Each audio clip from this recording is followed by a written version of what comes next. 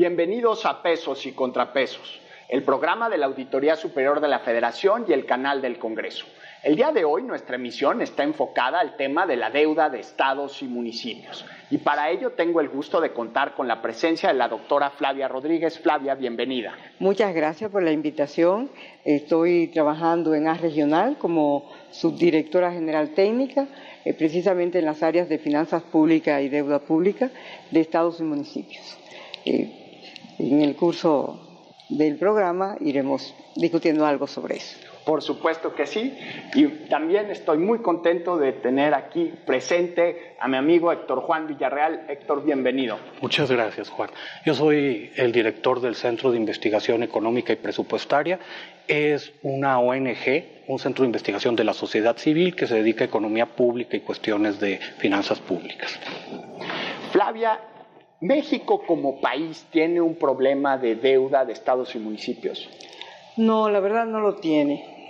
Si lo comparamos con la deuda nacional, que representa 32.6% del PIB, la deuda de los estados es de apenas 2.15% del PIB y la de los municipios prácticamente es inexistente, 0.27% del PIB.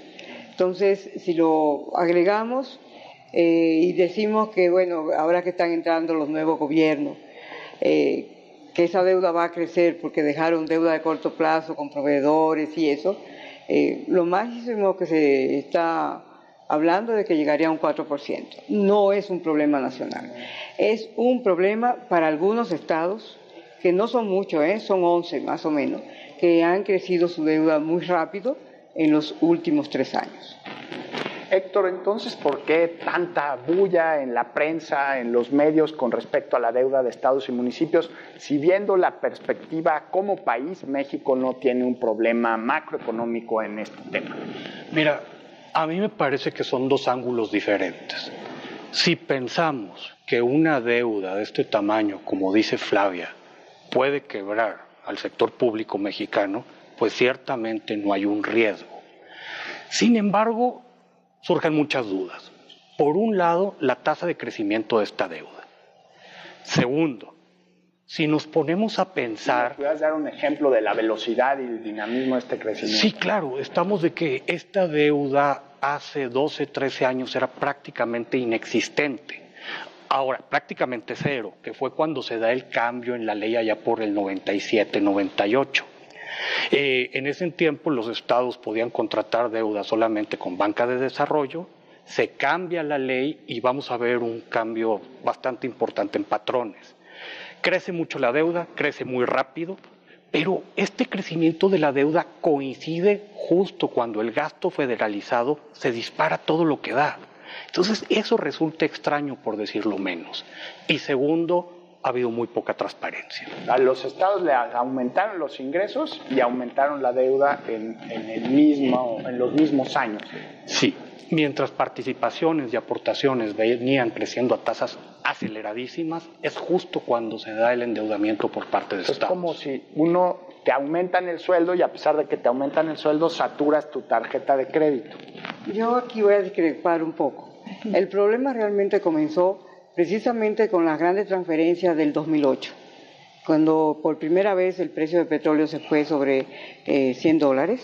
En ese entonces se contabilizaron grandes excedentes petroleros por la Federación y de eso obviamente le correspondió una buena parte a los estados por el FIES, el Fondo de Infraestructura Social, y para los estados. Y de eso resultó que al año siguiente ellos se acostumbraron, dejaron de invertir porque estaban invirtiendo con el dinero de la Federación y su dinero lo dedicaron más que todo a gasto corriente. Pero en el 2009 el problema fue que eso fue totalmente lo contrario. Cayeron las participaciones federales y a pesar de que se hizo una bursatilización, etcétera, quedaron 5% por debajo de lo que le habían repartido, de lo que se había presupuestado inclusive. Y no solamente eso, sino que además se le cayeron los ingresos también a los estados y venían con esa inercia gastadora total. Entonces ahí fue que comenzó el problema serio, fue en el 2009, en que se comenzaron a endeudar de corto plazo para resolver los problemas que se tenían en ese año. El endeudamiento de corto plazo. Que es para financiar algo que prohíbe la Constitución. O sea, ¿los estados estaban violando la Constitución? No, ahí no. Ahí no lo están violando, pero la Constitución Federal, en su artículo 117, explícitamente dice: la deuda de los estados, los municipios y sus organismos deben dedicarse a inversiones productivas. ¿Y esto se cumple? Por supuesto que no. Ahí es donde está el problema. Y no, pero yo creo que el problema es todavía un paso antes. Ciertamente, secretarios de finanzas y tesoreros han utilizado los ingresos extraordinarios del 2008 como pretexto para decir, por eso nos endeudamos. Pero la verdad es muy irresponsable, porque las aportaciones, por ejemplo, no cayeron de 2008 a 2009. El problema fue en las participaciones. Y es precisamente en este 2008 donde se ve un gran incremento de gasto corriente, cuando en teoría estos excedentes de los fondos debían ir a parar en infraestructura. Entonces, no programaron infraestructura, inflaron nóminas, gastos en comunicación social y de repente dicen, el dinero no me alcanza y por eso me endeudo. Y si quieren, ahorita hablamos de la deuda de corto plazo, porque ahí ha habido unas verdaderas triquiñuelas contables que creo que valdría la pena aclarar.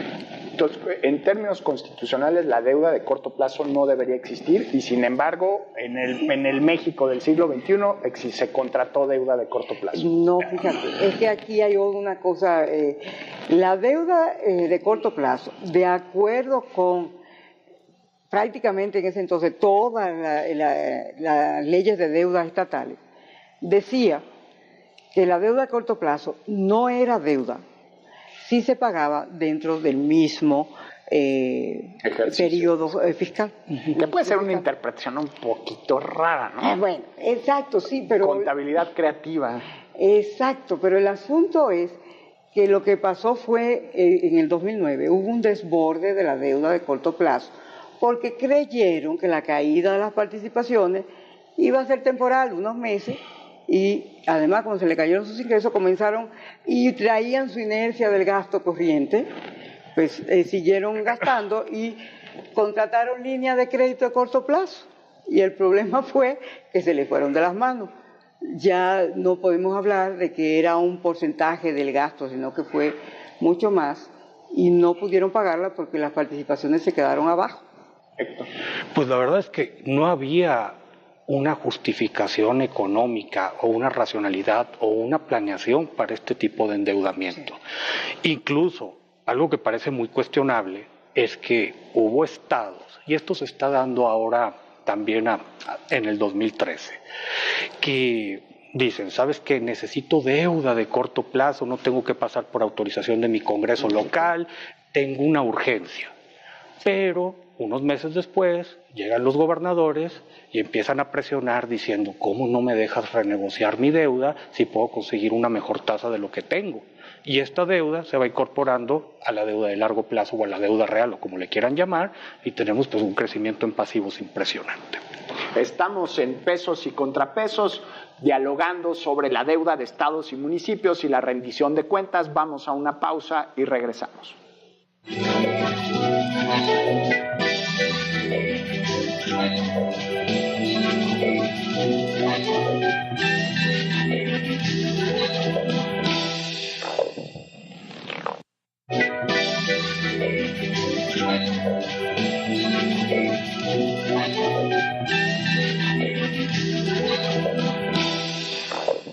Estamos de vuelta en Pesos y Contrapesos con la deuda de estados y municipios y la rendición de cuentas. Héctor, tenemos un problema de transparencia en la deuda de los estados. Sí, me parece que sí. Una, porque la verdad, hoy por hoy, no es fácil entender en qué para el grueso del gasto público de muchos estados. Los rubros son tan gruesos que si se quisiera hacer un monitoreo detallado, no es sencillo.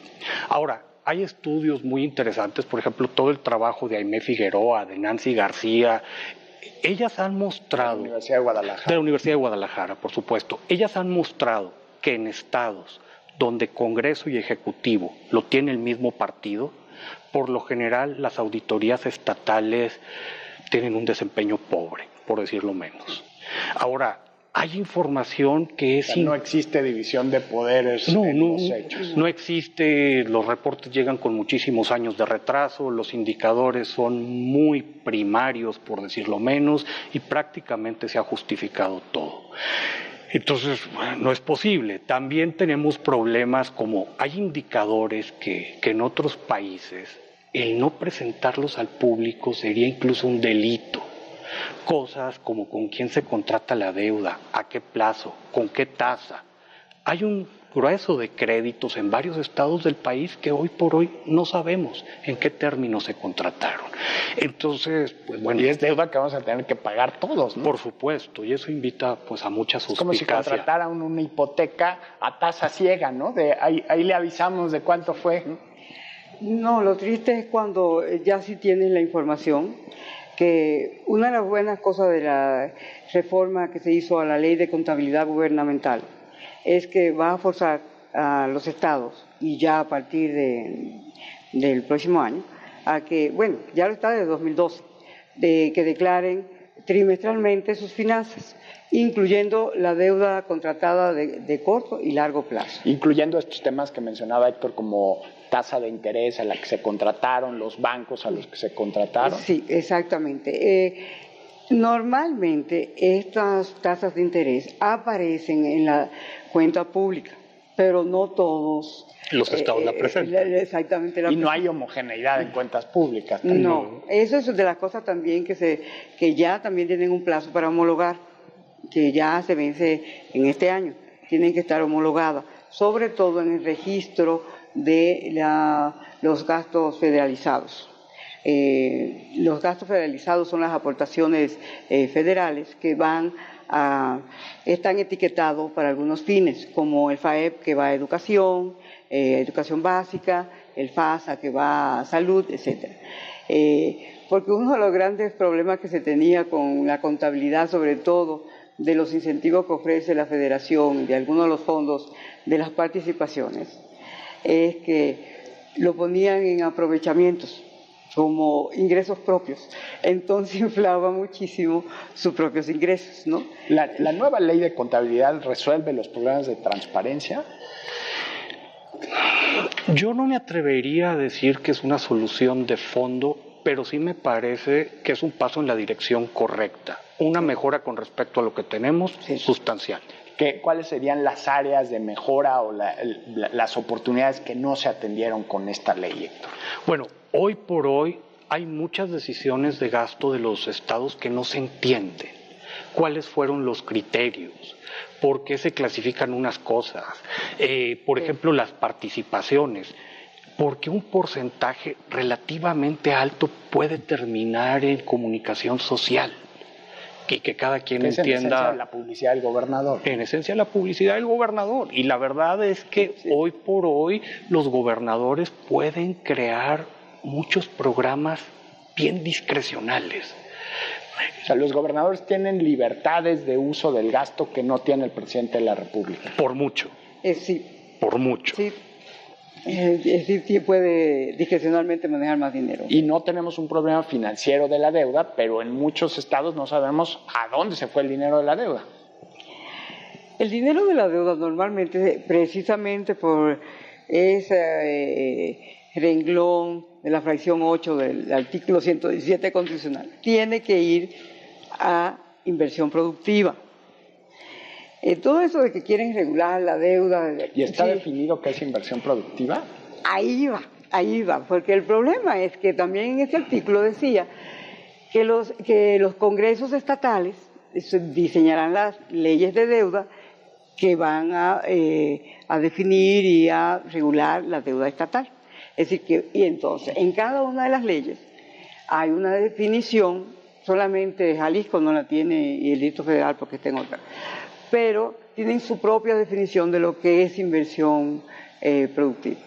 Y es muy heterogénea, hay muchos que son muy concisos, pero en general están incluyendo cosas que no son inversión. Por ejemplo, Baja California Sur y Veracruz ponen déficits repentinos o tapar baches de las finanzas son... Sí, Héctor, querías intervenir. Sí, hay dos cosas aquí que yo quisiera complementar con respecto a lo que dice Flavia. Tenemos que tener mucho cuidado porque pareciera que la etiqueta de inversión productiva salva cualquier cosa. Sí, las etiquetas de gasto son una especie como de bálsamo relajante, que no te preocupes, ese gasto ya está etiquetado, ¿no? Y peor aún, es inversión productiva. Sin embargo, a ver, si tuviste enormes bolsas por participaciones que se van a todo tipo de caramelos, ¿se justifica entonces que te endeudes para gastar en infraestructura, por ejemplo? Quizá no, si tienes gastos muy malos en otros renglones. Pero además habría un segundo motivo. Aquí hay problemas intertemporales. Muchas de las decisiones que están tomando los gobernadores, y no hablemos de los alcaldes y todo, afectan futuros gobiernos.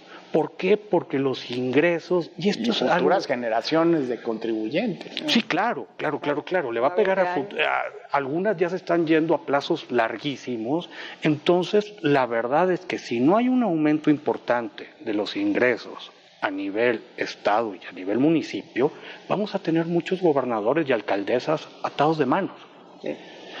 Entonces, ¿de qué dices? Ya lo estamos viendo, en Chiapas un presidente municipal se quejaba de que encontró literalmente 5 pesos en la cuenta del banco del municipio, y ahora como ahora sí que con canción de Chava Flores, con esos 5 pesos paga el teléfono, la luz y la nómina de la policía, ¿no? Nada más. Lo bueno sería si además fuera ese.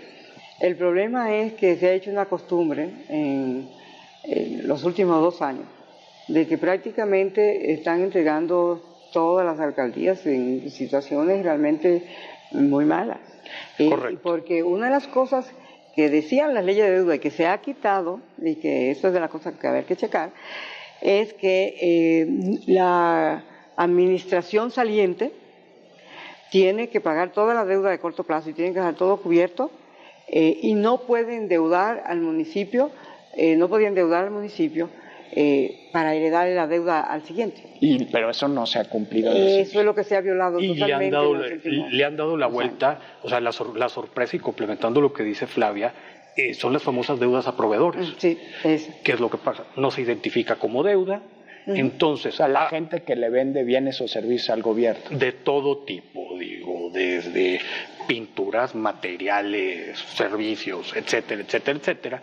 Entonces, pareciera que hay municipios que dicen, para no meterme en problemas de deuda registrada, los últimos meses no le pago a proveedores, ya vendrá alguien más. Así de fácil, al sector privado de mi estado, de mi municipio, hay que luego se averigüe. Que se averigüe con el siguiente. Estamos en pesos y contrapesos con el tema de la deuda de estados y municipios y la rendición de cuentas. Vamos a una pausa, volvemos.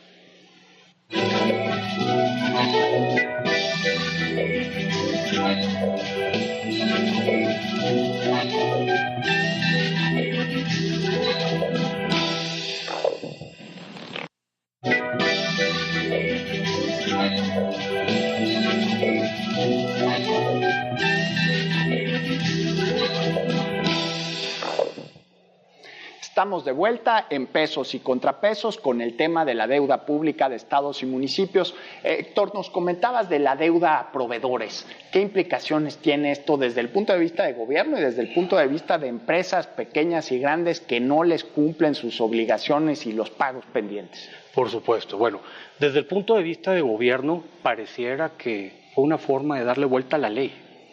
Ahora, nos preocupa mucho, sobre todo en algunos municipios, que esto puede quebrar empresas pequeñas, incluso medianas. No son deudas menores, esto de el reconocimiento de la deuda.